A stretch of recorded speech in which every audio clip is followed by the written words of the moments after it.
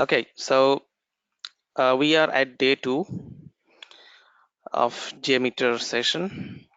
In the last session, which was the very first day, we have gone through these topics. So we talked about performance testing. We have got a difference between performance automation and manual testing.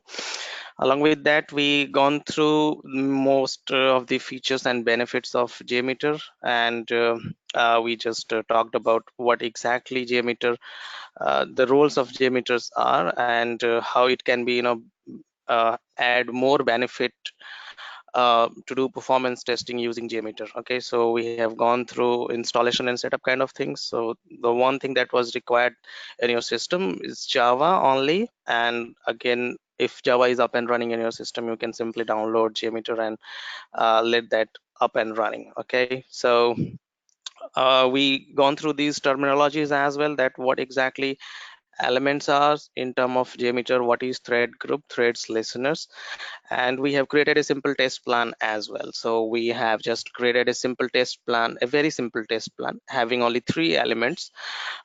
One is the thread group, and second is the sampler, in which we have defined snapdeal.com, and the third one is the listener. So these are the 3 elements that we have added in our last test plan, and we iterated that snapdeal test plan 5 times as well. So this was just a summarize of yesterday's session. If any one of you has not attended that session, so I would request that upon completion of this session, just go through that recording. That will be available soon. I believe that will be shared to you upon completion of this session. So both of the recording of today's session and yesterday's session we will be getting today. All right, so let me continue from the yesterday's session that we left there. So before I proceed, just I'm going to launch my JMeter. For that, you have to go to your JMeter folder. So you have downloaded your JMeter, doesn't matter what the path on which path you have your JMeter is, but the only thing that go to inside that folder, and inside bin, this is one of the a batch file window for Windows users. So go to jmeter.bat and just enter or double click it. I told that if you are using JMeter on Linux system, so you only need to execute this jmeter.sh file through terminal. All right, so let's just enter this jmeter.bat, which is a executable file batch. So okay, so you will be getting this window, right? All right, so this was what the yesterday test plan. So I have just saved that test plan that I just created yesterday. So this was the test plan with a simple thread group having single thread, and this was the sampler. I have added 2 HTTP request sampler, one for the launch page and the second for the search page. All right, so we will be going through these details in this coming in this session as well. Okay, so this was just a summary. Okay, and now proceed to the today topics. Meanwhile, I have something. Ankur, do you have any question? I've just given you a unmute as well. If you want to talk, you can just unmute yourself and have your question.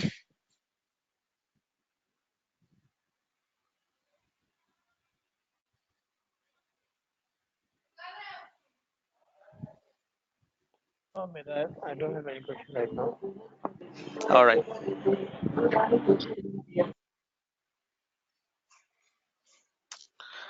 Okay, so we are having a basic understanding about performance testing and about JMeter, that what exactly JMeter is and how we can use JMeter to do performance testing. So let's continue with these topics. So we will talk about not this, sorry. So this is what the topic of today. So we will talk about understanding environment. So what exactly performance environment is, and when we do performance tests, so there should be some setup of setup to do that activity. So we will talk about performance environment, so and we will proceed to performance lifecycle. So roughly these topics are a bit of a theoretical type kind of topics. So the reason is, since we are at the very starting stage of learning JMeter, so I would I will be going through a theory part, theory kind of part kind of things, because to make you things understand better. Once we will be clear about these terminologies like threads, ramp up, duration, ramp down, and a bit of more terminologies, then we will be getting things easily. So we will not more talk about these terminologies and uh, you know uh, few concepts. So that's the reason I am covering these topics at a very beginning stage, so that you will be clear about these terminologies, and going forward we will be using these terminologies very frequently. So that's the reason we have noted down these terminologies. So roughly it will be going to take around 10 to 15 minutes as a theory part, then we will move to a practical part, right? So let's talk about performance environment, what exactly performance environment is. All right, so before we start our performance test for any of the application, all right, there must be some setup to do performance test. So let me make you understand by drawing a bit paint for you. All right, so we already know that we have JMeter, which is installed in my system for now, and this is one of the server or any of the application you can refer. So when I say server, you must be referring to the application. For that we have to do performance test, right? So I generally refer server as a simply application for now. So this is one of the application, for that you have to do performance test, right? So we do performance test using JMeter. We put load on the server that we have already discussed yesterday. So we put load using thread group. We add thread group in our JMeter test plan, and inside thread group we define some number of threads. So threads in terms of those the threads are virtual users. So we define some virtual users. Let's say in my case I have defined two virtual users or two threads in my thread group. So those two threads will be hitting my server. All right, so all right, so this is a kind of a setup kind of thing that I have I must be having a server up and running. For that I have to do performance test, right? And along with the server, if this is a server and upon that server a application is running, so this I can say this application is running inside this server. So what this server is, this is a physical machine which is having CPU, memory, and all those stuffs, all supporting components to run this application. If it's a Java application, my server should having Java. If it's a .NET application, my server should be having .NET platform and all those supporting components, right? So this is one of the server. All right, so let's take this example as a very initial phase when you do not have these kind of setups, right? So you do not have your server up and running to do performance test, right? So what you will be doing first, you will be deploying these application to a machine. For that you must be having a physical machine located somewhere based on your requirement. Either it can be United States, it can be Canada, it can be anywhere. So it's up to your requirement. So you must be having a physical machine, right? uh, Once you are ready with your physical machine, having enough memory, CPU, strong data connections, all the related packages and all the related supported components that you are done with. So upon that you will be installing your application. So our agenda is to do performance test for these application, right? But to do performance test for these application, I'm sorry, but to do performance test for this application, this one I'm referring this application, I must be having a server on which this application should be running, right? So I need to add a physical machine. Either if my requirement does not fulfill with only one application instance, I must be having another server and deploying this application on the second server as well. All right, and these two servers are connected and sharing the load, right? So these kind of setup we do before doing performance test, and most of the cases once you are going to do performance test, these setups will be already given to you. All right, so you must be having servers up and running, and upon that your application should be up and running, right? But note that these servers, so this one machine and this second machine on which your application is running, is not the actual production servers. uh, Production servers means these machines or these applications are not the actual machines, are not the actual application on which the real customer are landed, right? So these are not the applications on which your customers are getting landed. So for your actual customer there is another servers. So there is the just expanding this,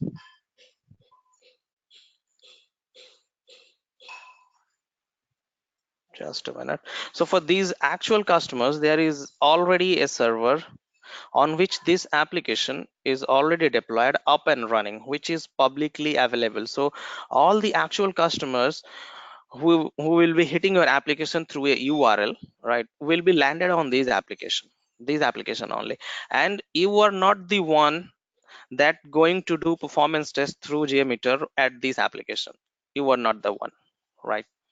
So we have separated out servers, so the same application is deployed on multiple places, right? So one of the place where I have two servers or three servers, two or three machines you can say, on which my application is up and running, for that I have to do performance test, this one.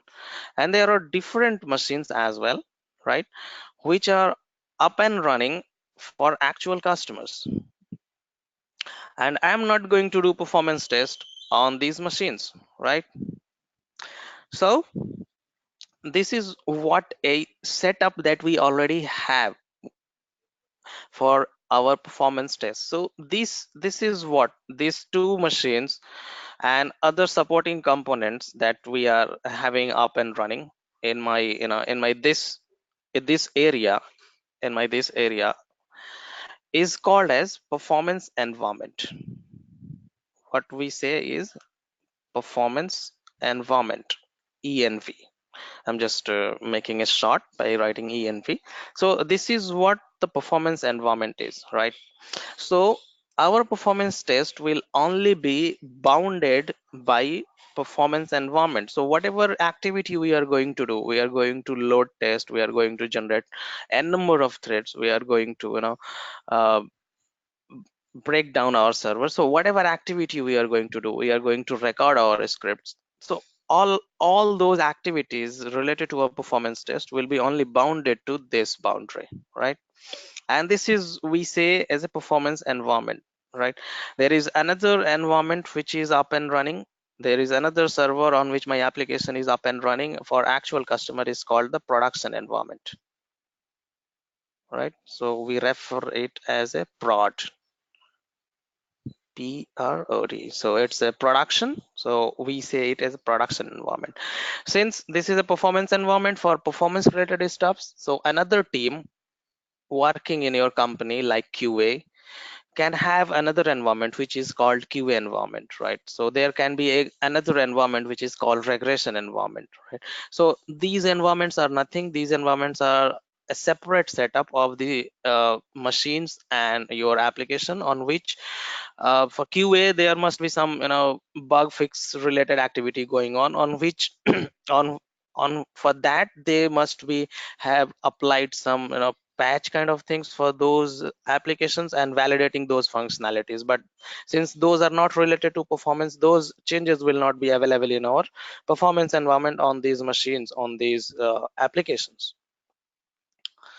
Okay, so I believe you got a idea about environment, that what exactly we are referring as performance environment, production environment, QA environment, and regression environment, or any other environment as per your naming convention.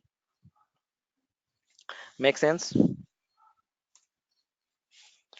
Preeti, do you have any question? Just put that in chat box.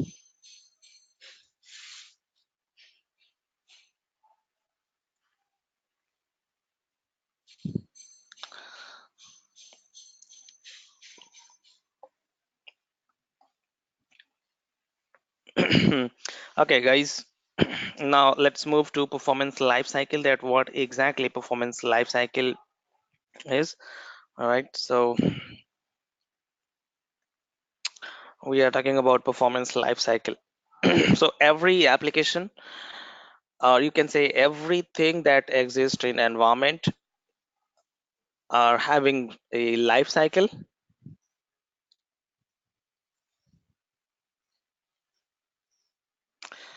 Okay, so I have a question from Preeti that to summarize, we can say we are doing performance testing on a prod like environment.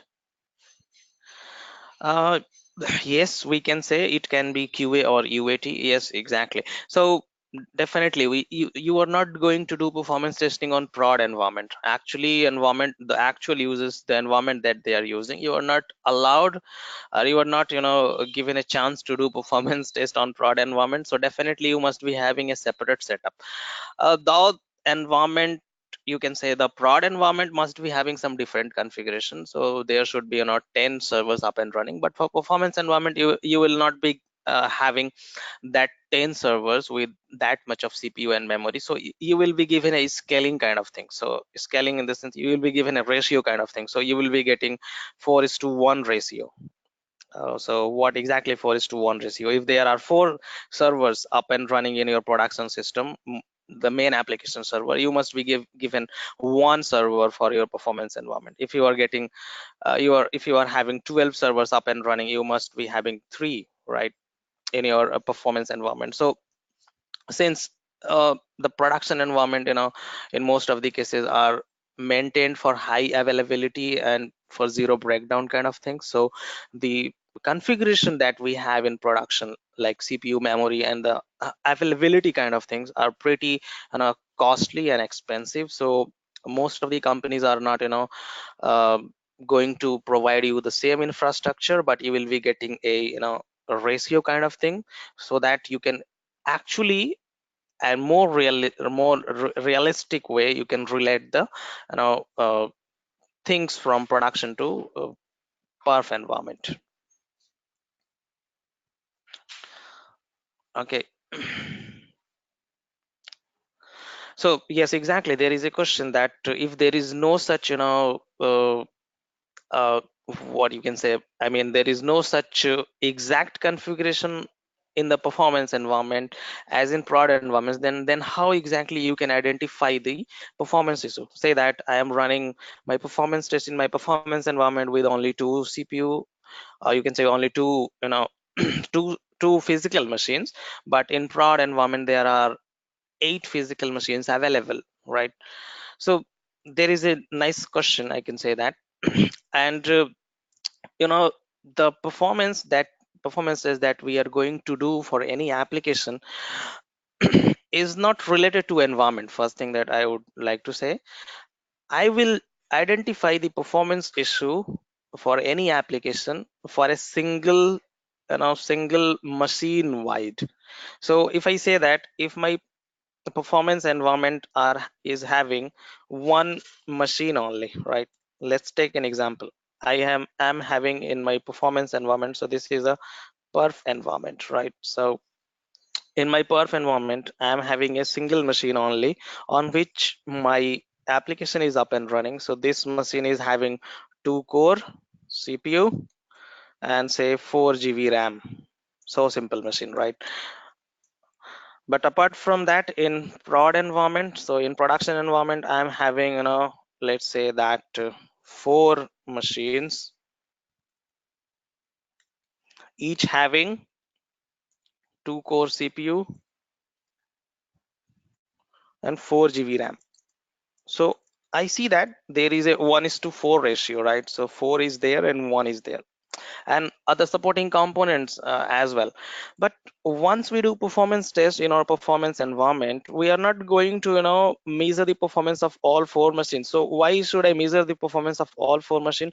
Why should not I measure the performance of a single machine, that I can say that my single machine, one machine, is able to handle 100 threads,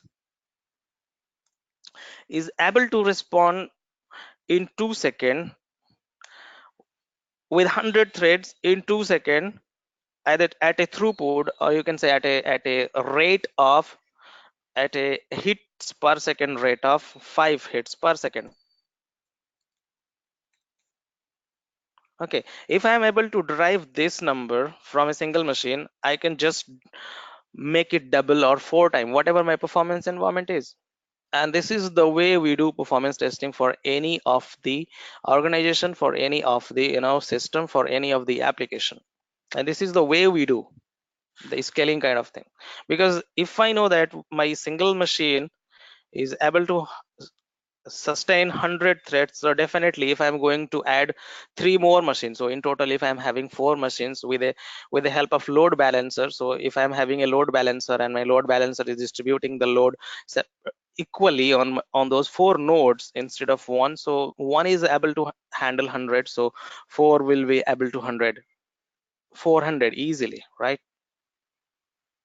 Yes, exactly. We can identify relative performance, and this is the way we do for any of the organization, for any of the application. And you are not going to, given all those configuration, prod like configuration in performance environment. Definitely not, nowhere, right?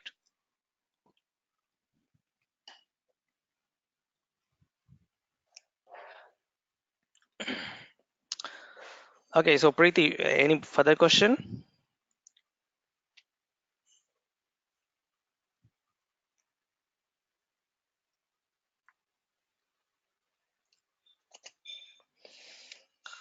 All right, I believe I was able to answer your question properly. So let's talk about this performance life cycle.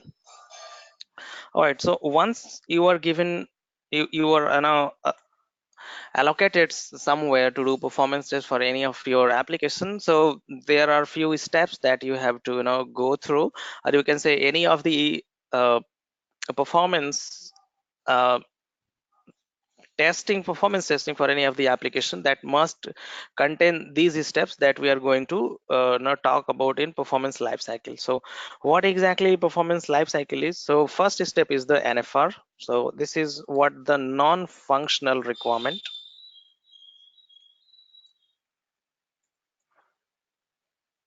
So what exactly non-functional requirement is, I am going to tell you just in a just minute. So one is the NFR, second is the test strategy, third is the test designing, fourth is the execution, so test execution, or you can say running the test.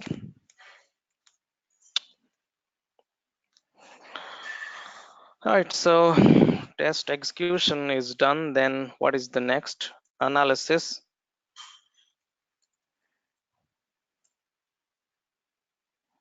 and reporting,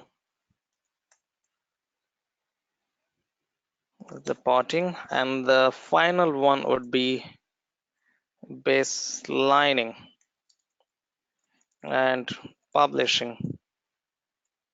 All right, so these are what the 1, 2, 3, 4, 5, 6 steps are that are involved in a performance life cycle. All right, so these are the steps that are involved in performance life cycle. Okay, so what exactly NFR is? So NFR is a document, non-functional requirement. You can say you will be getting an NFR document first before starting your performance test. So this is a document that includes non-functional requirement kind of thing. So what is non-functional requirement? I believe we have talked about these non-functional characteristics yesterday as well. So non-functional characteristics are your non-functional things are in terms of application performance, like response time, number of threads or number of users, okay, hits per second on server, CPU utilization of the server, and other resource utilization, right? So other resource utilization means memory, the active threads at your server level, data throughput, even I mean uh, network input output data, disk read write per second, and other resource utilization. So these are non-functional characteristics. So these are non-functional characteristics. Why we are saying it as a non-functional characteristics? Because in functional characteristics that we validate through automation or manual testing, we validate the functionality kind of things only. Let's say there is a change in add to bag functionality, you will be only validating that change, that if my add to bag change is functionally working or not, right? But you will not be given any focus on these characteristics. So you will not be noting the response time. So earlier what was the response time of before that functionality change, and what is the now response time after functionality change. You will not be taken care of any number of users, that how many number of users earlier, maximum number of users earlier able to do add to bag at a same point of time, and now how many number of users are able to do add to bag at the same point of time. So these are the non-functional characteristics that are apart from functional validation kind of thing. So these NFR document consist of these non-functional characteristics. So your NFR document for any application can have that your that application should be able to run, able to handle 1,000 number of threads. So this one of the condition can be derived from NFR document, that your application should be able to sustain 1,000 users or threads. Or one thing also can be mentioned in NFR document, that your application response time should be less than 2 seconds. Okay. One other thing you can also find out from NFR document, that your application throughput should be 5 hits per second. So these are the things that can be mentioned in NFR document.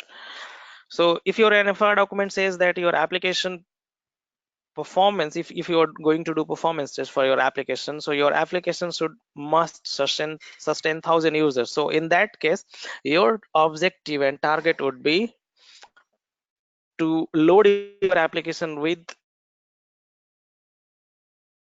1,000 users at least. So in that case, you will not be about this less than 2 second response time. Either in this 2 second response time can be managed up to 3 second as well. Okay. So NFR document states that what kind of exactly test plan you have to create, and what type of performance test you have to do for your application. Okay, so test strategy is what we have to decide that what kind of test we have to do. Either we have to do a load test, a endurance test, okay, a so okay, so I will be coming on these points. So what exactly load test, endurance test, and spike tests are. But just for now, meanwhile, just understand it in a way that what type of test, what type of performance test that you have to do. So that is derived from these NFR documents. If your NFR document says that your response time should be less than 2 seconds, then you must be focusing on response time only. So you will not be focusing on number of threads. Probably these number of threads can be either 100, either 200, either 400, or any number, right? So test strategy is one of the thing that is derived from this NFR document. And this tells us that what kind of test we are going to perform for your application. Okay. Even test designing as well. So test designing is also coming from this NFR document as well. Let's say if I am that if I have to run 1,000 users test, so test designing should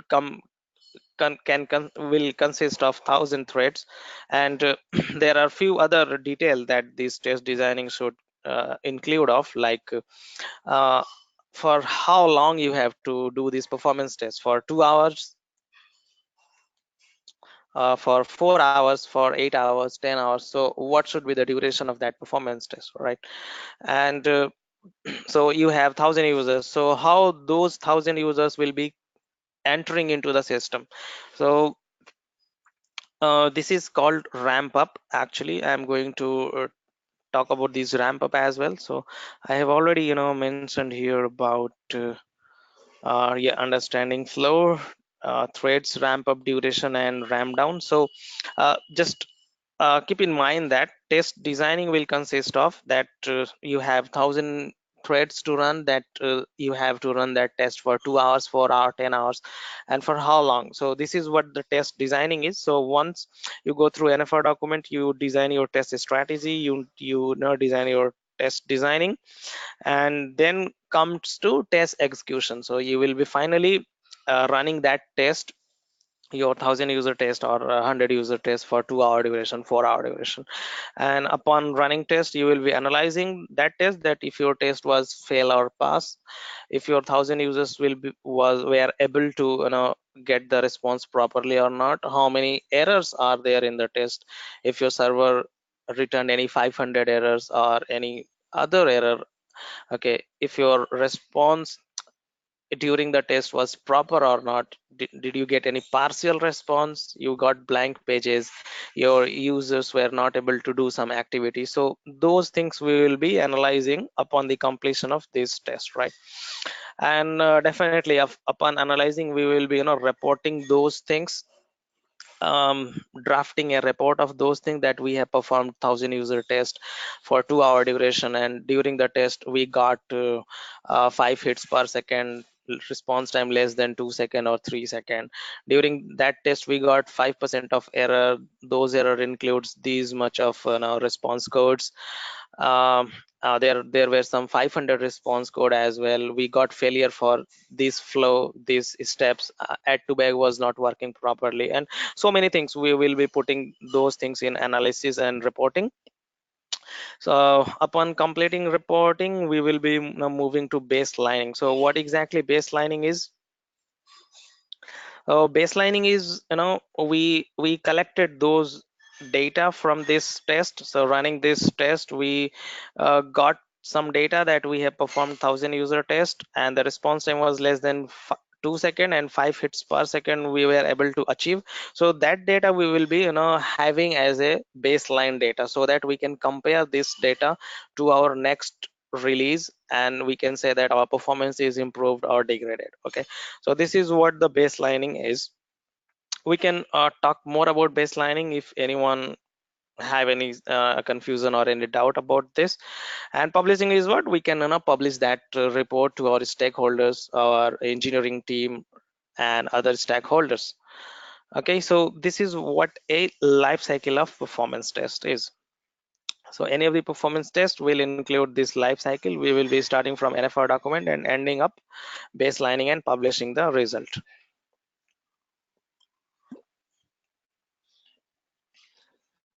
All right, so pretty much theory part we have covered. Guys, let me know if you have any question till now.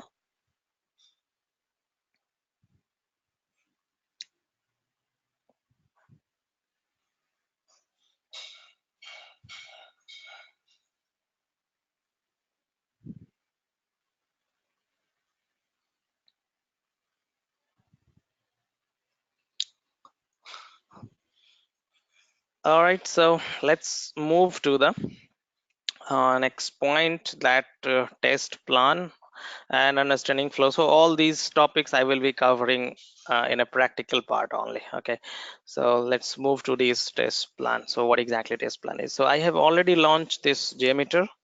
If you are guys having your JMeter up and running, just go to this screen, and I believe that you don't do not have this, this test plan that we have created earlier. If you have, that's well good. If you do not have this test plan in your JMeter, that's not a problem. Okay, just to try to understand what exactly test plan is. So this is a test plan. Okay, I can name this test plan with any other name as well, like test plan day 2. So this is what a test plan is. So by default, if you launch your JMeter, I can just launching another JMeter. You can have multiple JMeter up and running, okay, and multiple instances of JMeter. So this is what that we have done yesterday, and this is what I launched a fresh JMeter, right, having nothing. So by default to look of the JMeter. Okay, so once you launch, you will be given a default test plan which has nothing. So it's a simple test plan. It has no such element, right? So we have to add elements to your test plan. So a JMeter at a single time can only have a single test plan, right? So in that test plan, I told you that basically we should be having a thread group, uh, which gives you an option to generate number of threads or users to run. So a test plan have multiple elements. In this way, we can say a test plan have multiple elements. A test plan can have thread group, sampler, listener, and other elements. All right. So a test plan is consist of multiple JMeter elements, which must be include a thread group, a sampler, and a listener at least to be a very simple test plan. Okay, so this can be a kind of definition for a test plan. Okay, so this we say as a test plan, right? So this is a test plan. Inside that test plan, I have a thread group, and inside that thread group, I have two sampler. So one sampler is Snapdeal launch page, another sampler is Snapdeal search page. All right. Okay. So this seems to be a kind of flow in the sense this seems to be a kind of step that I have launched my application. I have searched for the product. Next, what I can do, I can just go to the detail page of the product. I can just click on the product that I have searched for. Okay, and then I can go for the detail page of the product, right? So next thing I can add here, I can just add as a sampler that that will be HTTP request. I can just rename it and say it is a detail page, right? So product detail page. So product detail page includes of more all of the details related to the product, that color of the product, size of the product, price of the product, right? And various other information, product material quality and dimensions and all those stuffs. Okay, so this can be what a product detail page. So this is just a name of this sampler. So to work to let this be a actual product detail page, I must be I'm sorry, I must be having the IP or server name and the path of that product. So in my case, if I talk about Snapdeal jeans, so if I searched about that, so this is what I have already covered, that this is the launch page, this is the search page. But if I go to the product detail page, so if I click this product, so this will be the product detail page of this product, right? So I can add this URL to this product detail page, and this will be my product detail page, right? So I have added another step in my test plan inside this thread group, which includes now three steps. One is the launch page, one is the search page, one is the product detail page. So next step can be adding this product to the bag, right? And further steps can be reviewing, checking out, adding payment, doing payment, and placing order, right? So these are what steps we can further add into this test plan. Okay, so this test plan, can consist of uh, various steps as per your application. If your application is a e-commerce application like this kind of application, you can add these steps. If your application is in a banking kind of application, then you can add customer details, you can check customer information, loan related information. So those steps should be included in your test plan, right? And what we say, these steps, a specific steps is specific to a different kind of application, we say this as a flow. We say it flow. All right, so flow is what? A flow is a defined specific steps related to a specific application. So if I'm having an e-commerce website, so my typical flow would be login, launching application page, logging to the application, searching for a product, adding that product to bag, and finally check out and place order, right? if if there is some specific application, if there is a flight reservation application, so my flow would be logging to that flight application, search for the flight, check for the fare, check the uh, traveling date, change the traveling date, and then um, proceeding to place order and then log out. So this is what a flow. So a flow consists of a defined set of steps specific for the application. Okay, so we refer this as a flow. Okay, so my test plan is having at least a single thread group. Inside that thread group, I should be having a flow. So now this is a flow that consists of only three steps: launch page, search page, detail page. And if I run a single thread for a single loop count, so my single thread will be generated from here, will hitting this launch page, hitting this search page, hitting this product detail page. Note that I have a single user, so what would be the behavior? My launch page will be just my single user will be hitting this launch page. Once this launch page response is get back to me, it will be hitting this search page. Once this search page is completed, it will be hitting this product detail page. Since I am having no such loop, it's a single loop, my thread will exit, so there is no such activity will happen. Okay, and as I told you that if I iterate it two times, so this activity will be done twice. So my launch page will hit, search will be hit, detail page will be hit again, launch page, search page, detail page. So for a single thread with two loop count, I will be having two samples of each pages, right? Make sense? So these all comes inside this thread, inside this test plan. Okay, and these specific steps, we can add more steps as well. We refer it as a flow.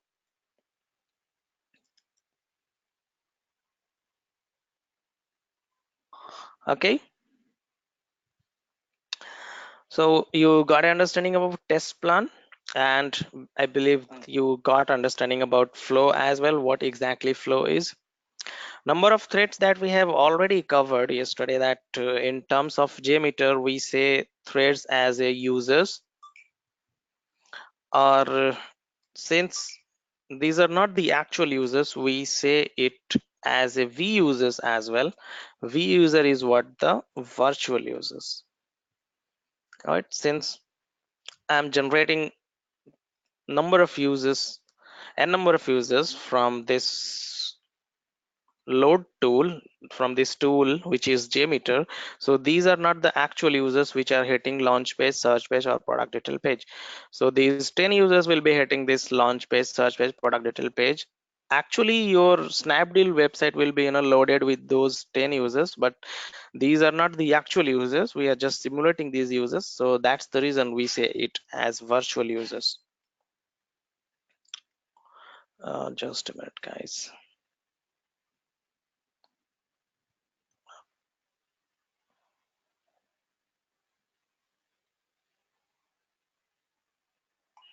Oh,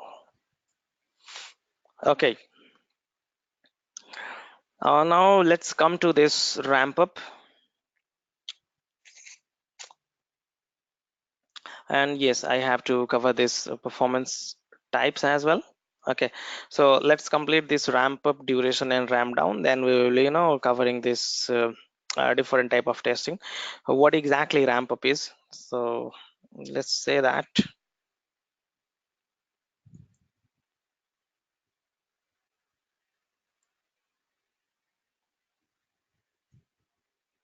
even you look at this thread group that we have added in our yesterday test plan.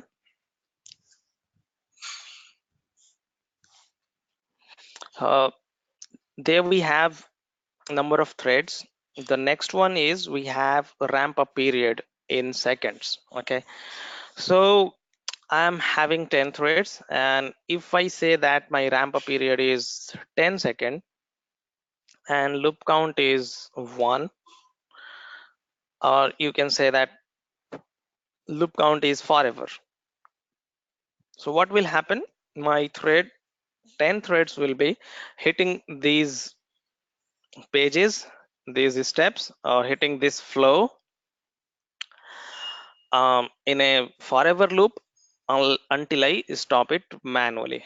But what this exactly ramp up period is? Okay, so to understand that better, let's have an example. There are 10 threads and I have given a ramp up period of 10 seconds. Okay, so what exactly happens? My 10 threads will be, you know if I say that just ramp up period is 1 second, so what will happen? My all 10 threads will be hitting uh, launch page. All 10 threads will be at a single point of time will be hitting this launch page, all 10 threads. So you will be getting a load of 10 threads on launch page. Oops, just a minute, guys. Okay, so you will be getting 10 hits on launch page at a single point of time. You can say concurrently you will be getting 10 hits on your launch page. Okay, but this is not the actual case that happens in real production scenarios. So what happens, like your launch page, if you have to run 10 thread load on your launch page, so the better way should be hitting your launch page in a way like you just give some time to those 10 threads to actively hit that page. So I can say that my 10 threads will be hitting this launch page in 10 seconds time. Hold on. Having some problem. Okay, so I say that in 10-second time, these 10 threads will be actively hitting my launch page. So what happened that my 10 threads will be hitting in 10 seconds. So in first second, one thread will be activated. In second, a second thread will be activated. In third second, so this is the second, this is the time, right? So in third second, third thread will be activated. In fourth second, fourth thread will be activated. So in the 10th second time, my 10th thread will be activated. Since all these threads are already activated, so at 10th second I will be getting a total number of 10 threads actively hitting my launch page. But if I give a ramp up period of 1 second, so in a very first second time, all those 10 threads will start hitting my launch page. Okay, so this is not the actual scenario that we want to test for a production like cases. So that's the reason we provide some ramp up period. Let's say that I have to do 100 user test, so it will not be realistic that let's say all those 100 users to just go and hit launch page. So the better way would be just send those 100 users in a way that in very first minute you you can define those 100 users to hit your application in some specific time. You can say that those 100 users will be hitting those applications continuously in 1 minute time. So in 60-second time, all 100 users will be start hitting my application. So those 100 users will be divided in 60 seconds time, and in 1 second time, in 2 seconds time, there should be two users hitting your application. In 5 second time, there should be around 5 to 6 users hitting your application, right? In 10 seconds time, you will be having around 15 users hitting your application. So at the 60-second time, all your 100 users will be actively hitting your application. So that is, we say, ramp up period, right? Make sense? Or any difficulty understanding this concept?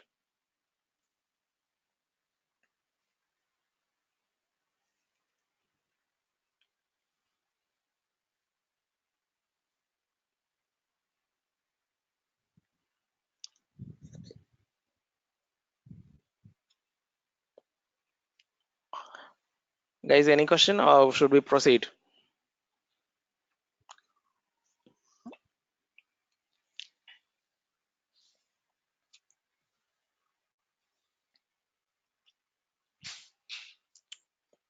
All right, so let's move next about the duration.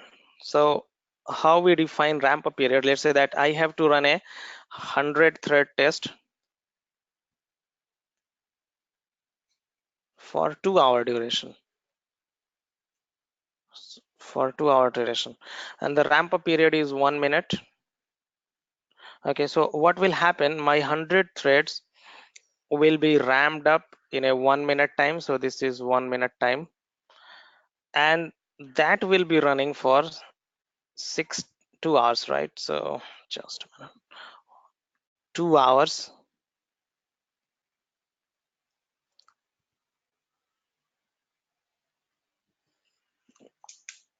So those users will be running for 2 hours. Okay, so what will happen if I say that my 100 threads or 100 users will be ramp up in a 1 minute time? So those 100 threads will start ramping up. So at 1 minute time, all 100 threads will be activated, and whatever the flow that we have in our test plan, let's say we have launch page, search page, product detail page. So these steps or that flow will get, just a minute guys.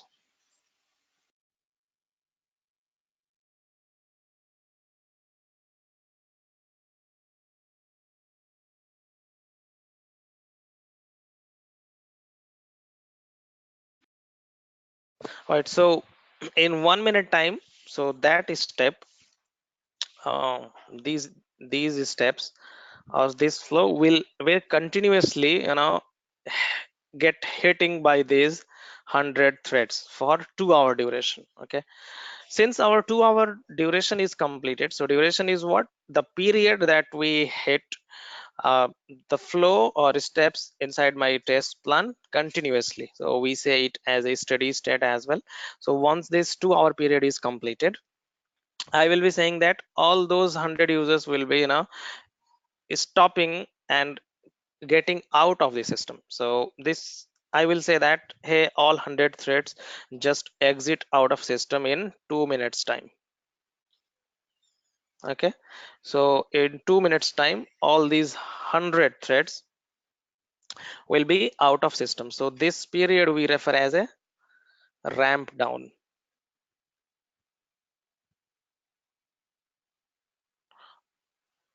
So ramp up period is the way that we allow users to get into the system. Duration is what? The steady state for the time period the all users will be actively hitting those applications, so 100 users. And the ramp down is the period we say all the threads or users to get out of the system. So we can define this ramp up as per our convenience. We can say that 100 users will be ramping up in 1 minute, 2 minute, 5 minute, or based on your application behavior. And the ramp down as well, so we can define the ramp down time as well. We can say that all those 100 users will be getting out of the system in 2 minutes time or 4 minutes time or 5 minutes time, right? So this is what the ramp up and ramp down, which is uh, in between we have steady state or duration. And one more thing, just remember that uh, all these 3 points, including ramp up, uh, duration, ramp down, and including number of threads, we refer these thing as a scenario. Okay, so if I say that create a scenario with 200 threads ramping up in 5 minutes with a duration of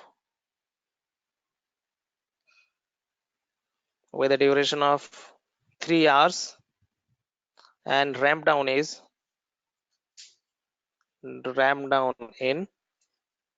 2 minutes.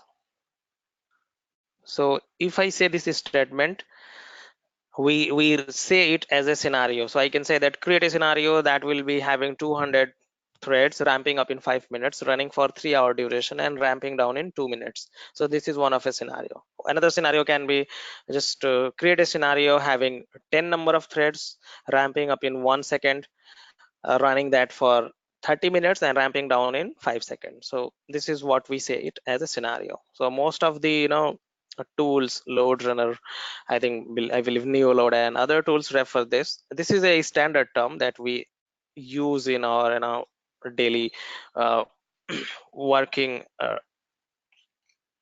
our daily day-to-day talk and working daily working talk. We say it as a scenario. All right.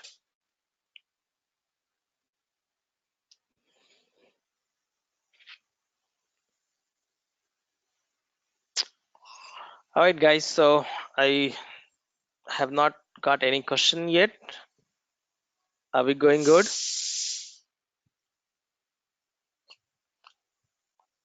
Amir, Ankur this side. Yes, please. Amit, I'm audible right now. Yes, you are audible. I believe you are audible to all. Uh, Amit, basically, the ramp down is like to shut down all the threads within a specific time, right? Like Yes, within a we have specific mentioned time. 2 minutes. Yes, Like exactly. You can within mention two your own minutes, time.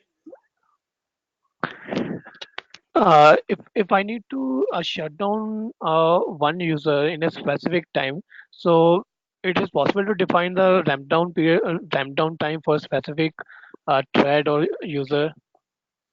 Actually, for a specific user, you cannot define. So it will be, applicable for all users. Let's say you have 100 users, right? So either you can define 200 seconds. So each users will Okay. be equally divided in a slice of that ramp down period. So you cannot specify each user that user one will be exist in 1 second, user two will be exit in 2 seconds. So that way you cannot define that. Even no such tool gives you that capability to do that. No Like other tool.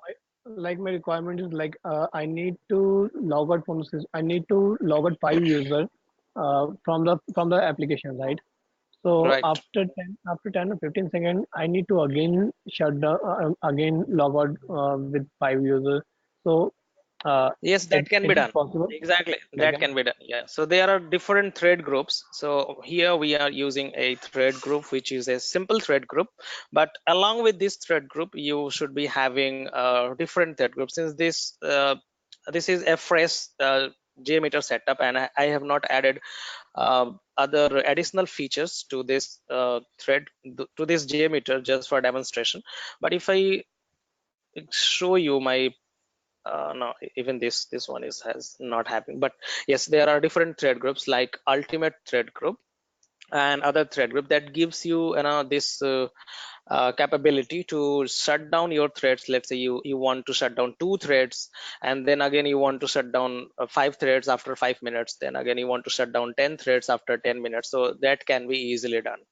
Even ramp up in that way can also be done. You Okay. want a step up ramp up, that your 5 users will ramp up, let that run for 10 minutes, then again you want to ramp up 10 users and let run those all 15 users for 20 minutes. So you can have a step up ramp up in your own way duration, and then ramp down in your own way. So you will be using JMeter. There are a lot of thread groups and scenario creation way. So definitely you can design your own desired scenario.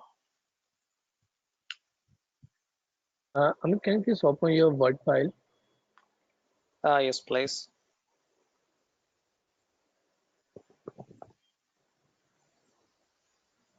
Word Do file, you Word have file. something? You have make, yeah. There you have to mention the ramp up and ramp down. It's paint file, Okay, paint. paint, right? Okay,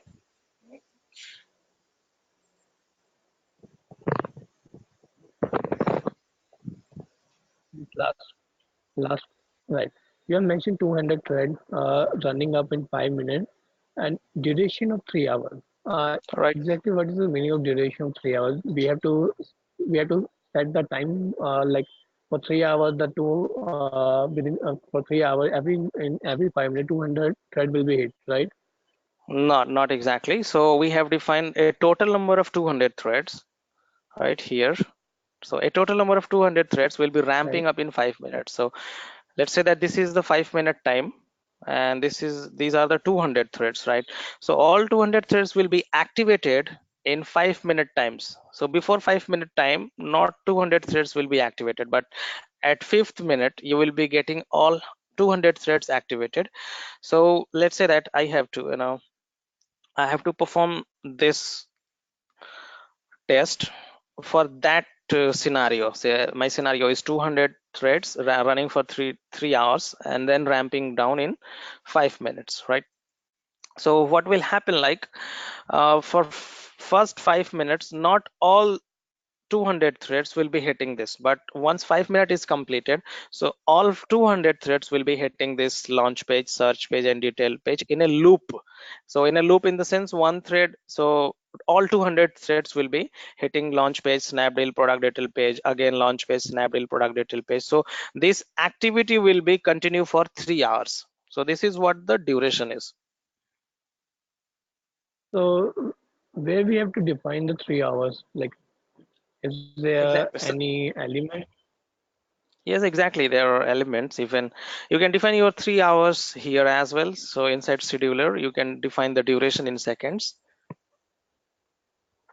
So you can just Schedule. convert Okay, seconds okay, in okay, okay. 3 hours in second. Got it. Even this is the very basic thread group, and we have to now cover different thread groups as well. So there you will be easily find out those steps. So let me if you are much, just give me a minute, huh? So that if I have my another JMeter, there I have already set up those thread groups. So I will let you know that how exactly you can set up those thread groups. So if you look at these thread groups, so there are different thread groups. So if I say that there is a ultimate thread group, right? So even if you add a row, you can say that start 100 threads, initial data 0 100, is startup time 30 seconds, hold for 60 seconds, and then shut down for this. So you can hold it for 600 seconds. So this is what actually the way I told you is giving you a way to create your scenario, that you want to start 100 threads and you want to now startup time of those 100 threads in 500 seconds. So this way you can design your scenario. You can let this be hold for is what the exactly duration that we are talking here about. You can hold it for 6,000 second or for any number of second, right? And then ram down or shut down all those threads in 10 seconds time or any number second time. Make sense? Okay, got it. All right, since we are at in a very beginning phase, so that's the reason I did not mess with all these uh, different thread groups and all. So we will be covering these separate thread groups in coming sessions. Okay. All right, so basically we have covered these a mix of theory and practical kind of parts. Not exactly practical, but since I was already told you that these 2-3 sessions will be a bit of theoretical parts to make you give you a better understanding about the concepts and terminologies.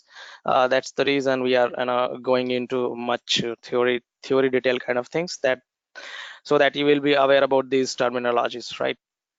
I believe this is one of the important thing as well, load generator, that what exactly load generator is. And I would like a answer from you guys if you are aware about this load generator, what exactly load generator is. Already I have given you a unmute permission to all of you, so that you can unmute yourself and can talk to me. Just let me know that what exactly load generator we are referring is, what load generator is.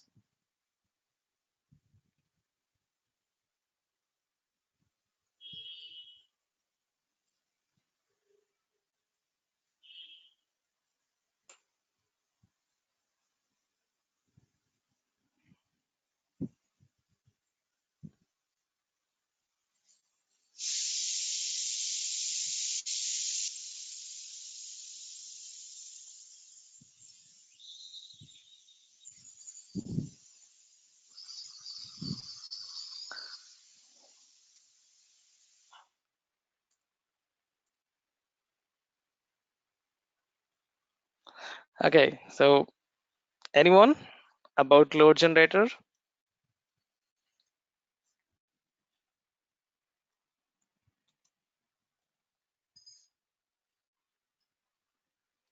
All right, so let me talk about this, what exactly load generator is. Okay, so here I'm just going to draw another picture. So this is a very repetitive picture that I have drawn many of the times. So this is my JMeter, all right? This is my server or application for which I have to do performance test. So inside this server, my application is running, right? For that, I have to do performance test using JMeter. So I will generate threads hitting this application, taking the response back, and taking the number of the response, right? So this is a very simple way that we do performance test. So this is my one of the JMeter, right? So I generate load from this JMeter hitting this application. So this machine having JMeter, I will refer this machine as a load generator. Since the purpose of this machine is to generate load, I will be referring this machine installing having JMeter inside, install JMeter. So I will be referring this machine as a load generator. All right, so if just one more point I would like to add here, in most of the cases a single machine having JMeter will not be enough to generate uh, actual desired load. Let's say that I want to generate 10,000 threads on my server, but the situation can be that one machine is not capable enough to generate 10,000 threads. So I can have different machine on which my JMeter is running. I can add another machine, this machine, and I can use these two machines installing having JMeter, and I can generate load using these two machines on my specific server. So in this case, these two machines, machine 1 and machine 2, I will be referring these two machines as a load generator, right? So this is load generator 1 and this is load generator 2, simply. And you can also say that JMeter is a load generation tool. So JMeter is a load generation tool, and the machine on which we have JMeter installed, we will referring that machine as a load generator. So guys, what other tools that we have apart from JMeter as a load generator?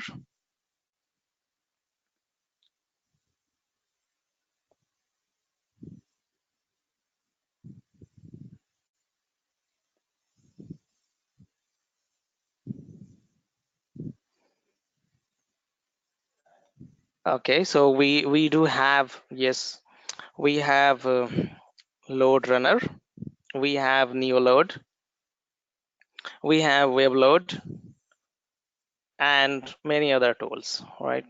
So these tools are, load generator tools that generate loads on my server or on the application.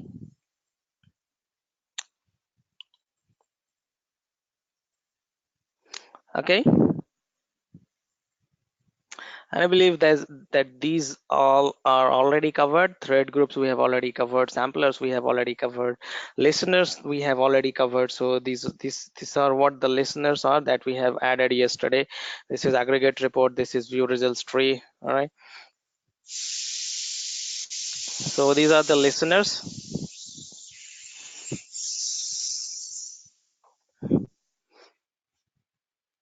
And one thing that here is the header manager. So apart from this, there are a lot of elements that we have to cover that we'll be covering in coming sessions. But for now, at a very basic, that we have thread group, sampler, listener, and proxy server.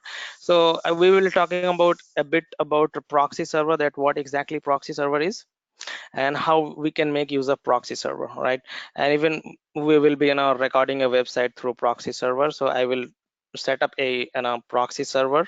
First I will try to make you understand a better picture about this proxy recorder server, that what exactly it is and how we are using it and how you can make benefit of this proxy server. Okay, I'm skipping this header manager. I will be covering this header manager in coming sessions. So let's quickly move to this proxy server. Uh, Yes. Amit, I'm good, side. Hmm. Amit, before proceeding further, can you please tell me how we add the ramp down element Which in element? the ramp down. Okay, so there is We no have such ramp down element. So the ramp down is a part of thread group. So to add that ramp down element, to use that ramp down, okay, you have to use different thread group. So initially you will not be having that thread group in your JMeter.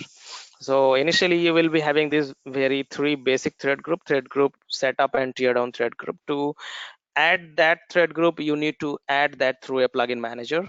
So I think we can have that question apart from this session, because that is a different session that covers that step. So how to add plugin manager, how to go through plugin manager and different thread groups. But if you want, you can just drop me a mail. I will just provide you all those details, that how exactly you can add different thread groups to use that ramp up and ramp down kind of things. okay, Amit. Okay. All right, so basically this is one of the simple thread group in which you will not be getting the ramp down option, but to use that ramp down option you have to add different thread group using plugin manager. We will be covering those points. That points are already mentioned in our um, course content that will be covered in coming sessions. All right, so what I was talking about, proxy server, what exactly it is. So look at this test plan. This is one of the Snapdeal test plan. So we have launch page, search page, and product detail page. We have added this launch page manually by going through this thread group, add sampler HTTP request, and then we have added this snapdeal.com, this search page, this URL, and this product detail page. All right, so this seems to be a very manual kind of a step, that if you have to add another step in this test plan, like add to bag, okay, like placing order up to placing order, like going through payment detail page, okay, and then placing your order and then logging out. So it will be manual task for us to add those steps in our test plan. So in order to do that easily, we have a element in JMeter which is called proxy recorder, that you will be finding here in, I'm sorry, if you go on test plan, right click on test plan, add non-test elements, and here you have HTTPS test script recorder. So this is one of the element uh, which is called test script recorder that will record your script. You just go and browse those flow. So you just go to the application, launch your page, search for a product. Okay, add search for a product, go to the product detail page, add that product to your bag, add your payment detail, and just place your order. So whatever activity you will be doing in your browser will get recorded here. So you will be getting all those flows recorded in your thread group for you. So this is what the main use of this script recorder is. That gives you a very easy way to create your test plan by recording the flow. You just browse that flow through a browser, and all those activity will get recorded in this thread group. That will be your test plan, a simple test plan. Let's say that I have to create a test plan for my application. I have an application that is a flight reservation application. For that, I have to go to the launch page of the application, log in into the system, search for a flight, uh, select flight, and then select the date and all, and then uh, go to the payment, and then final book a flight. Okay, so these are the steps that I have to do. For that, proxy recorder will help me creating my test plan. One way is to just add those steps manually, which will be most time taking task, and even there would be chances of error as well, so that your script will not work properly. But to make that thing easy, we can simply use proxy recorder to record your script. Okay, so I'm just going to do that for you guys. So how exactly you can make use of proxy recorder. So I have taken a very fresh test plan having nothing. So I will be going to add non-test elements HTTP script recorder. So I'm going to add a thread group as well. So all my recording will be logged in this thread group. But before that, before I proceed, I would just like to give you an overview that how exactly proxy recorder work. So what happens, like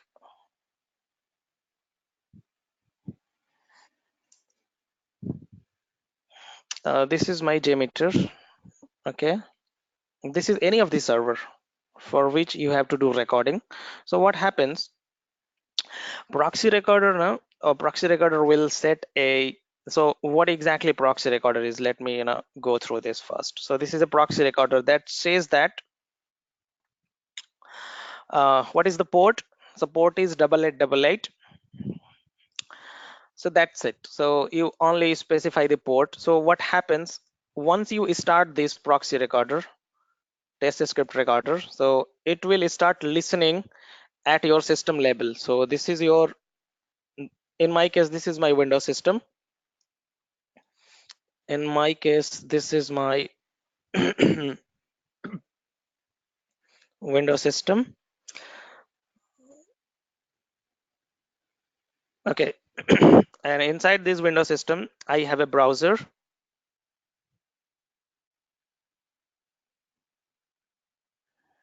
Just a minute, guys, hold on.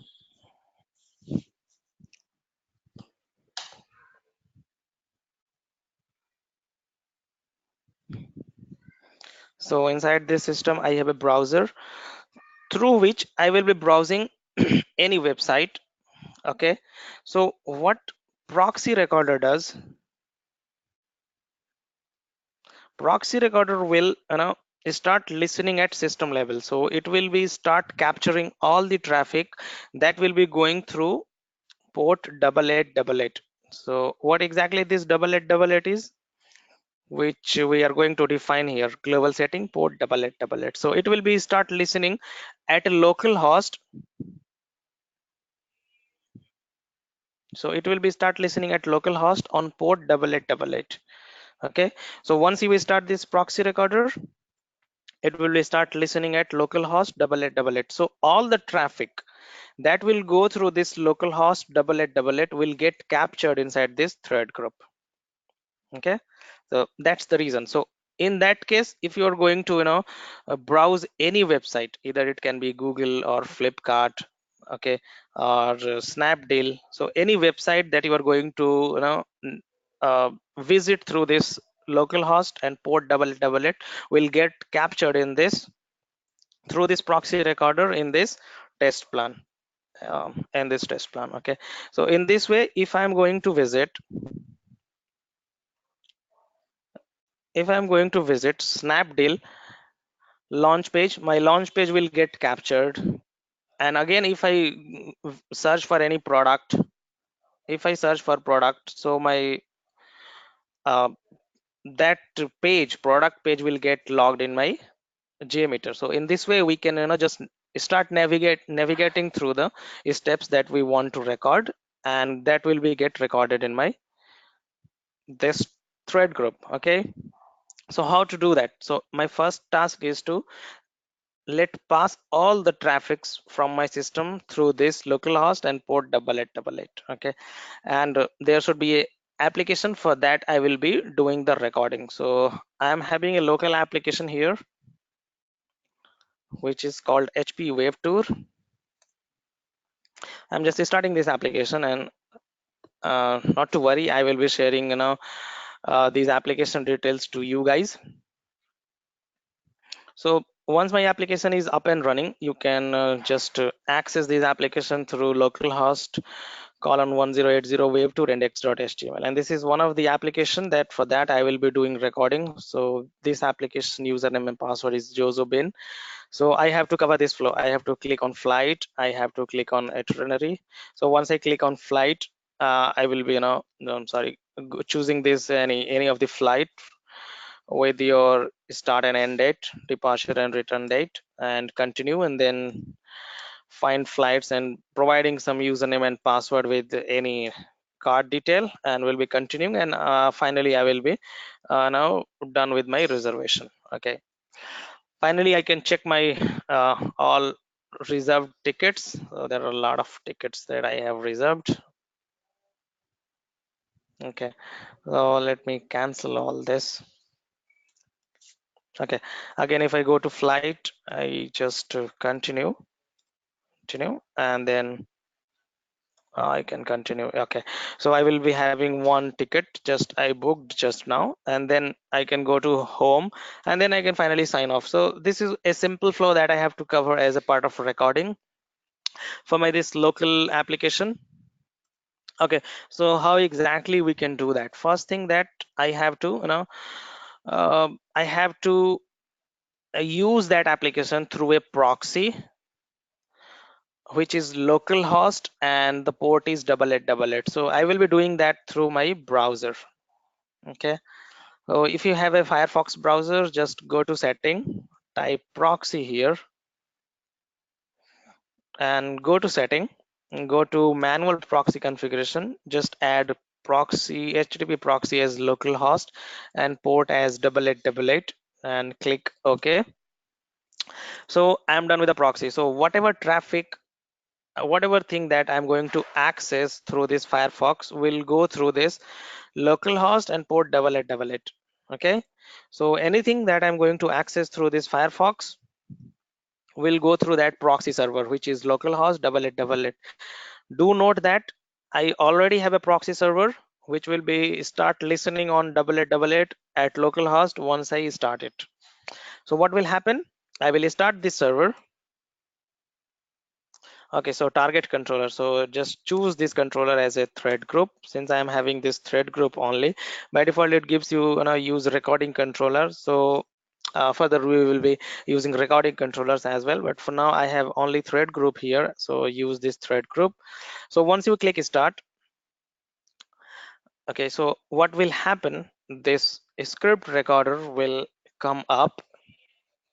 That is a certificate kind of thing, so I will covering this certificate problem in next session as well. So what will happen, like if you're going to access some HTTPS website, which is a secure website, you need to add that certificate in your Firefox. in order to access that HTTPS website. So we will be covering that part, right? But for now, how exactly we can do recording for a non-HTTPS website, which is a, in my case, which is a local application, which is not a HTTPS, which is running on HTTP protocol only.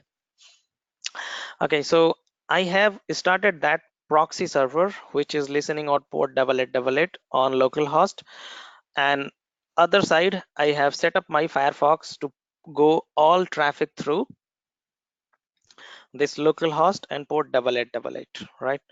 In this way, my all traffic will go through this proxy server 8888, and I have already instructed this proxy server that all the traffic that captures HTTP header and all those things will get logged in this HTTP in this thread group. Even see that this is, there are few requests which is, uh, default Firefox requests are getting, detect Firefox portal are getting logged in this thread group. Means things are working fine, and we are able to, capture each and everything that goes through that localhost and port 8888. So why not to access my localhost? Just I need this URL. So if I go to access this index.html, you will be notice that my thread group will be having, oops, all right. Oh, there is one thing that I believe I need to change for, which is about config localhost.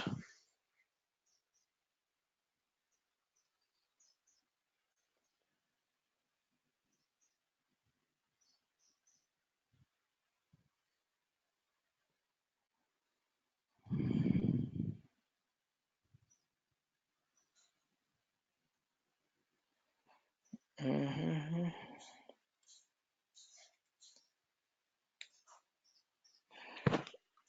Just a minute, guys.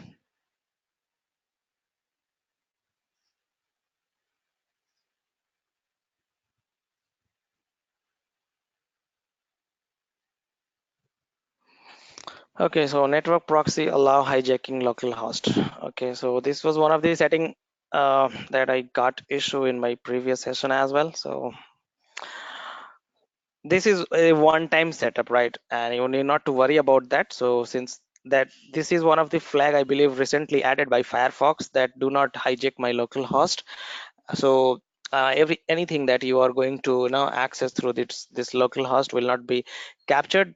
That's the reason I just allow hijacking. Okay, so once you access this launch page, you will be getting this CGI bin welcome.pl and nav.pl.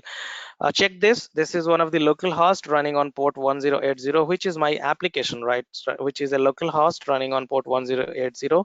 And if you look at the CGI bin nav.pl, right, and CGI bin welcome.pl, so this is two of the requests that I captured, which comes under you know uh, launch page. Okay, so this is launch page, I can say. Again, if I go through the login one, I can just add a prefix here, which I say login, all right? And then I go to Jojo using Jojo and bin, and I just log in, right? So I put a prefix login here. What just happened? Is it not working? Or have I stopped that? I'm sorry, that's my bad. I was supposed to do that in Firefox. Since my Chrome is already open with the same page, I just got confused. So since my recording is happening in this Firefox machine, right? Firefox browser. So I have to log in with Jojo and Ben. Just log in with that. And you will be noticing that there are steps recorded for my login, which is login.pl, images, flight, these. So all those steps starting with login, right? The next step I can record just click on flights. So I can just add here, click flight. So I can just click flights. I believe that step is already recorded. Yes, click flights. uh, I can say that this is a find flight page.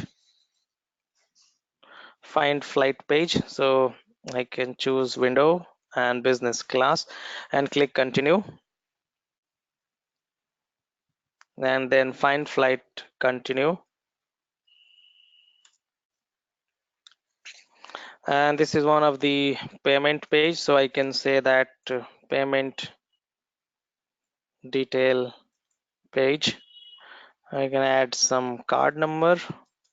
You can add any number, any card number there, right? That doesn't matter. And this is one of the my payment done, right? So this is one of the another page that I'm going to record, itinerary. Right, I'm just going to click itinerary and then going to click home and then going to click sign off. All right, so I believe all those steps are recorded. Yes, itinerary, home, and sign off. So it's pretty simple, right? I can just stop this recording, right? So you see that, just let me just delete all these extra recordings, which is no more required, right? So if you look at this, so I have login here, right? um uh, I believe I just accidentally selected that launch page, so not to worry about that. Just start your recording and add launch page as well. So I have started this and say it launch page and just reload this. I got launch page as well. Bring this launch page by just control and click. So you have a just to use, you can use shift as well, just to make a multiple selection, and just drag this. So just hold it and just drag it to upward. So easy. So you once you will be, start using JMeter, you will find it more easy to use. It's a UI based, and most of the things are available on just drag and drop, cut, copy, paste kind of things. So scripting is, really so easy in JMeter. So we have launch page here, we have login page here, we have click flight here, we have find flight here, we have make payment here, we have payment detail here, right? And we have itinerary page here. Again, we have home page and sign off. So these are the enough steps we have recorded, and we completely refer this step as a flow. So simple. Using Firefox and Proxy Recorder, we have easily recorded these many of steps. Even we can, just replay these steps by looking what exactly, happening, if my script is working fine or not. So there are some changes that is, I believe, required, that we will be, doing. uh, there are a few parameters that we have to add, since we are using Jojo and Bin. So it's not a good idea to use a single user multiple times, running, iterating that user. So we have to parameterize this user Jojo and Bin, and you have to, use the user session for a specific user as well. For that, we will be, doing those changes in our upcoming sessions.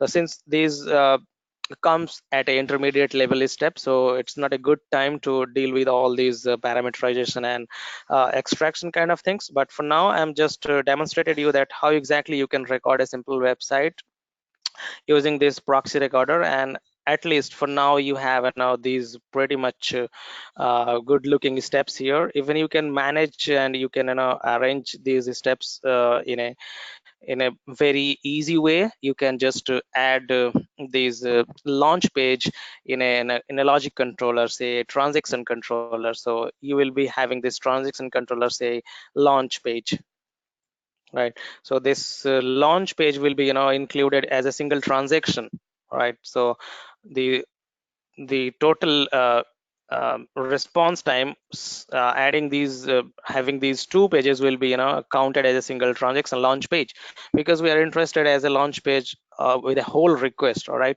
even in the similar way, you can just group this login of steps in a single transaction, saying login page. So this is one of the simplicity of JMeter. You can quickly craft your complex script in a very easy way, in a very simple steps. In a similar way, you can just group those click flight steps in a single transaction in a similar way. So these all comes into managing test plan, formatting test plan, and making your test plan quickly available to you on your demand. So let's say that you have to use this test plan on our um, performance environment, on our regression environment, on our UAT environment, or other environment, so that you can easily just replace the URL of your environment, and you can run this performance test plan on your desired environment. Even you can just parameterize the users that are available in your environment. Probably your performance environment will be having some different users, your regression will be having some different users, so that you can easily replace that users in a single file, and there is no such mesh going on with your performance script. So we will be taking all those steps, and all those way that how exactly we can manage your test plan in a very efficient way. So that comes under managing and formatting test plan at a not exactly at a beginner level, but at an intermediate level that will be touched upon in coming sessions, right?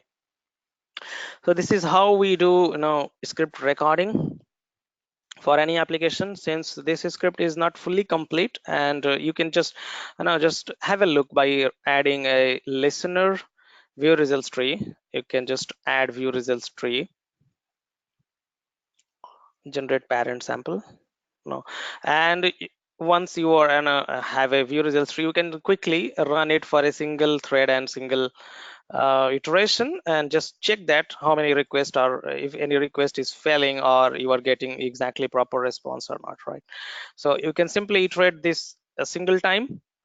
You can go to HTML view. You can just click on the pages that you have recorded, since it's a login page.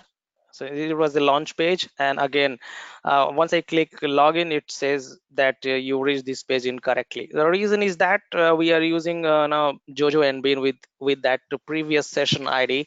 That's the reason it does not allow me to log in that user Jojo and Bean with that previous session. So I told you that this is not a complete performing, not a complete actual 100% working script, but it's a raw recording. And if you are aware about the sessions, session cookies and all those stuffs that we have not handled here, that's the reason this is not a fully functional script. But we have a structure of that script that needs a bit of changes to let this script work, around 10-15 minutes changes.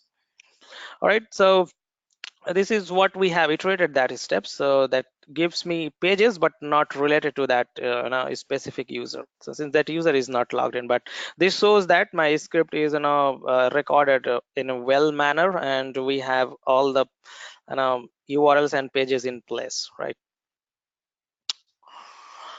Okay, so now let's come to and just checking that what exactly we are left with this agenda. So proxy server we have already done, and recording a script through proxy recorder we have already done. So most of the topics that we mentioned in today's agenda almost covered. So there is this thing is left. So type of performance test. So load and stress, I believe I given you an example in yesterday's session as well. So if you look about this, right, so this example, So there was a question from one of the candidate that what exactly load and stress testing is. So I just give an explanation of load and stress, that in load we do a regular kind of testing. Do I have any question from anyone?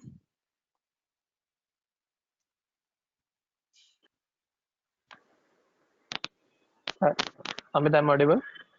Yes, yes, you are. Please tell me. Amit, I need to know one thing. Why we use a proxy server? Is there a specific way to load the JMeter script through proxy? This is a rule or something kind? No, this is a one-time task. Exactly, why we use proxy server, just to record your steps. So you have a application for that, you have to do performance test, right? So what exactly Right. we are doing in performance test, we are iterating some steps and we are just loading multiple users on those steps, so that your application will be overloaded and you will be knowing the actual capacity of your application, number of threads running, and at that point of time what is the response time and other matrices, right? So to do that thing, to overload your application with that specific steps, we need to have those steps in your JMeter, right? So that your users will iterate through those steps like this. Your users will iterate through those steps like this, right? So where you will be getting those steps in your JMeter? So there are two ways: either you just add these steps manually, or use proxy recorder to let those steps be in your JMeter test plan. So that's the only reason we are using proxy recorder for the very first time, to add those steps in your JMeter test plan. Okay. Since we are using a proxy server and we have mentioned the it's a Firefox browser, right? So It's the Firefox browser. Yes, yes. whatever the activities we have performed on the Firefox browser, it will record Will everything. Yes, yes. Everything will get recorded in your JMeter thread group inside your test plan. So it will it will record mouse movement also. No, not mouse movement, only the network activities. Method. Yes, Okay. only the network activity. So any network activity that goes through that proxy, I mean the local host at the port 8888, will get recorded. So network activity only, not the UI activities. Just note that. Okay. So if I want to record anything, so I can use different kind of browser, I Yes, yes. browser, You can use Microsoft. Firefox, you can use IE, you can use Chrome. So only thing you have to mention inside that browser, that whatever proxy you are going to use in your recording proxy recorder, you just use that port on your browser, so that your browser will go through that port, and already there is a proxy recorder listening on that port. So whatever traffic will go through that port will get recorded, right? So JMeter support all kind of browser. Yes, you can use Firefox, IE, any browser in your system. You can use any of the browser. Okay. So this is a one-time activity. You got it right. This is a one-time activity just to create your test plan. Once you are, have all those Uh, steps in your test plan, definitely you are not going to need that. So our next step would be, just format this script and run your performance test plan. okay. Okay.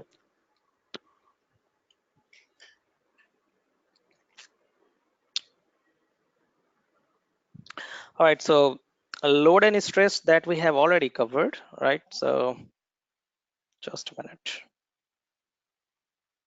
All right. So I told you that a load test is what we do a regular kind of test. For that, we will be, testing our application having a specific number, that my CPU is not overloaded and my application is still have some buffer to uh, get some more load.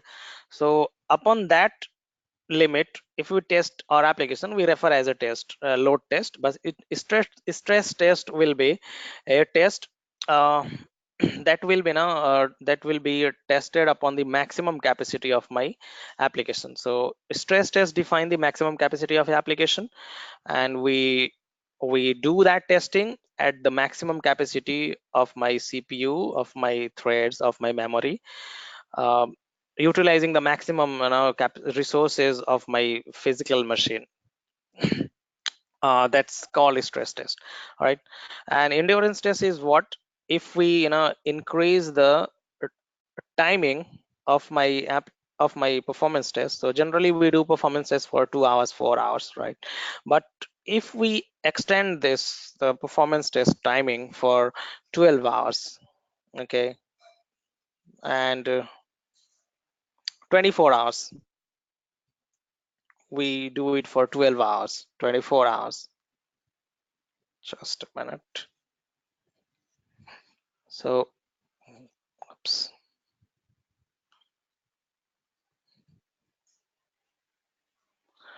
And more than that, so this will be referred as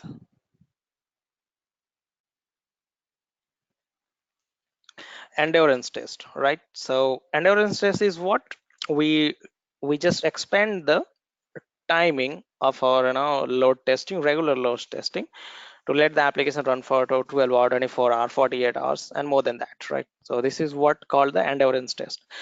This type of test is generally used to check the uh, you know um, endurance capacity of your application. Let's say that your application is working fine with 500 threads running smooth for 2 hours, but what will happen that those 500 threads will stay for more than 12 hours in your application, right? So that's kind of situation we test through endurance test. So that makes ensure that if that much of load uh, it, it stays long, more than 12 hours, 24 hours on your system, that what exactly would be the situation to you. To find out those kind of things, we do endurance test. Spike testing is what, generally we do spike testing for a situation where uh, a a high number of users hitting your application suddenly. Let's say that um, you are going to have a offer day starting at 12 mid. So what will happen at that point of time? uh, Most of the users, a large number of users, will be having items uh, just on their bag, or just trying to add items on their bags suddenly at a time 12 midnight, right? So at that point of time, what happens, like, you will be getting a large traffic in a very short span of time, within 1 minute, within 5 to 10 seconds. So a very large traffic in a very short span of time will gives a huge load on your server.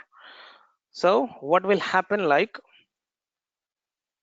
your server response time is running like this, your CPU is going like this. So this is the response time, this is the CPU, and other matrices like going like this, right? So once this is the midnight 12 and this is the offer time starts, so your response time will be spike this way, your CPU will spike this way, right? So probably if your CPU is running at 60%, probably chances are that it reached up to 100%. If your response time is running on 2 seconds, probably chances are it reached up to 20 seconds or more than that, right? So what will happen, so chances are that your application will not be able to sustain this 20-second time, and your system will get slow. Chances are that if your CPU touches 100%, it will not be able to recover back. Okay, so to test this kind of situation, we do spike testing, right? So this is called a spike testing. So in a spike testing, we uh, feed multiple users in a very short span of time to the application, right? So that your application will get a spike in response time in CPU and other resources. So a large number of users sent to your application suddenly, or in a very short span of time. So this is called spike testing, right?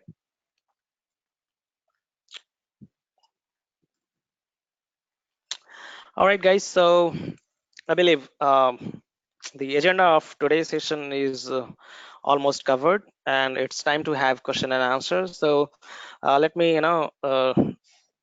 wait for your question and have your question. So any question related to any topic, any course content, anything that we are going to cover in coming sessions, any doubt that we have till we learned so far, or any type of question that you have, just let me know.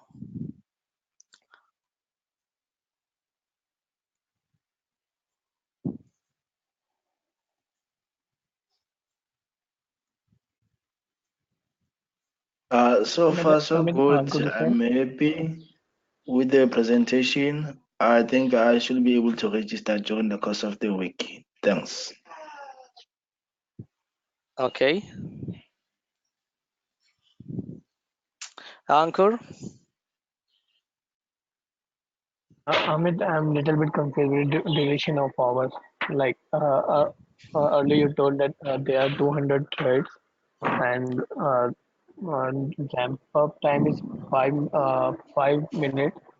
So, and you have mentioned duration is 2 hours. Ramp up five Right, right, minutes, duration about 2 hours. right, right. So now our script is running for the 2 hours, right? Okay, yes, yes. But once when 200 threads are hitting the server in 5 minutes, so what about the next 6 minutes? It's again here Okay, so these 200 200 user threads again. will be continue hitting for 2 hours. So it See means what is happening, it means like, 2400 thread will be. no, no, no. Just give me, let me make you a better understanding. So earlier, using this thread group, we were having an option to iterate uh, the number of counts, right? So how many counts you want to iterate. So that's the reason I believe you got confused about this calculation. So here we just say that 200 users will be, just forget about this right now. Here I am saying that my 200 threads will be running for 2 hours. So how this, just forget about this ramp up, right? So how this test plan would be that my 200 threads will be running for 2 hour duration. Simple. So this test plan would be like this: my 200 threads will be running for a duration of 2 hours. So what these 2 hours is 72 seconds, right? 7200 seconds, right? So this would be 7200 seconds. So this is the scenario that I have just created. My 200 threads will be running for 2 hours, right? So my 200 threads will be running for 2 hours. But once we start this, start this test, so all those 200 threads will be start hitting this launch page, this login page. So all 200 threads will start hitting this, all these pages, right? In this case, but I want a total of 200 threads that will be running for 2 hours, but not at a sudden. So not these 200s will be hitting launch page at a very first second, but I want these 200 to be actively hitting all the pages in 200-second time. All right, so there will be a way that my 200 users will be get hitting these pages. So my first user will be activated and hit this page. At the second, my second users will be activated and hit this page. So first user will come down. Second user will activated in second will come down. All right, so in this way, once 200 second is completed, my 200th user, the last user, will get into the system and will start hitting this page.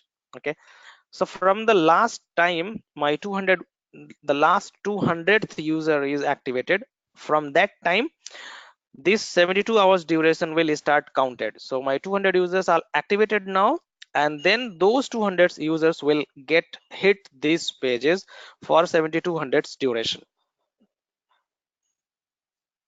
So again, after 200 seconds, when the 200 second is completed, so No, again yes, Again hit No, no, 200 again. no other users will now activate it. So since 200 users are already activated, no other users will be activated. So a So this total of 200, 200s will be, yes, yes. it, it will be activated for the 2 hours. It will be, yes. So once 200 users will be activated and start hitting this page, so those 200 users will continue hitting those page for 2 hours. Okay. Okay, so I said that I have 200 users. So just giving away another example so that I believe this will make a much clear picture to you. So this is my application, right? I have 200 users here, right? And 2 hour duration, all 200 users have to spend here inside this application. Make sense? So Okay. one thing would be, I say that, hey, all 200 users go hit the system in a single second. So in a single second, all 200 users will get into the system and will work for 2 hours here. So this is 1 second ramp up. And 200-second ramp up would be, Okay. I will send 200 users in 200-second time. So in 1 second I will send one user which will be working for 2 hours. In second I will be sending second user which will be working for 2 hours. So in 200 second I will be sending all these 200 users into the system which will be working for 2 hour time. Okay. Make sense? So once the 2 hours is completed, then it will be shut down. It will be tear down all the users, That comes into ramp down phase. ramped down. Okay. Now I want these 200 users to be exit of the system. How I want these users? I want those 200 users to exit in 1 second. So this will be 1 second ramp down. If I want those 200 users to exit from the system in 10 seconds, so it's a 10-second time. So all these 200 users will get exit from the system in 10 seconds, right? So there will be calculation 200 by 10. So how many users will be exit in 1 second? If I want all these 200 users to be exit in 200 seconds, so in